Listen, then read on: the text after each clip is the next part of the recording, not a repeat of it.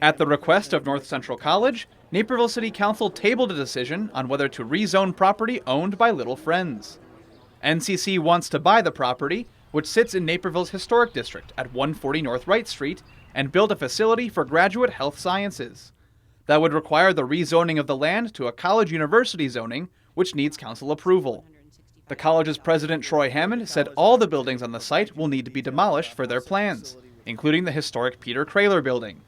Through our due diligence process, the facilities on the Little Friends property will not serve any future institutional use and must be removed for the college to be able to utilize the property.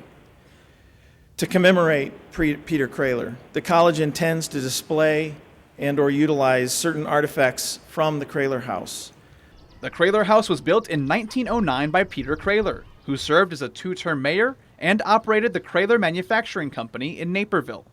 One speaker argued that Naperville may not have grown into the city it is today without Kroehler, and believes the building deserves to be saved.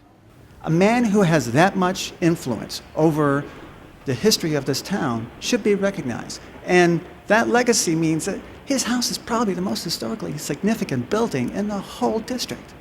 Others felt the land should be rezoned to allow Little Friends to grow in their mission to serve those with autism and other developmental disabilities. We are a very big fan of Little Friends and what they do. They do God's work.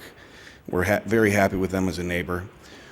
That may not seem like it's important moving forward, but without Little Friends having the ability to move forward, they may have to stay in a location that over time they may not be able to afford to maintain and keep. If the property is rezoned and the sale goes through, Little Friends intends to move to a larger facility in Warrenville. The discussion will return to council chambers on July 16th, which will allow the college to compile more information on their plans for the site. A separate action taken by council will require organizations to submit an independent structural analysis for buildings in the historic district. That would be considered by the Historic Preservation Commission when deciding whether to allow the structures to be demolished. Reporting for Naperville News 17, I'm Casey Krajewski.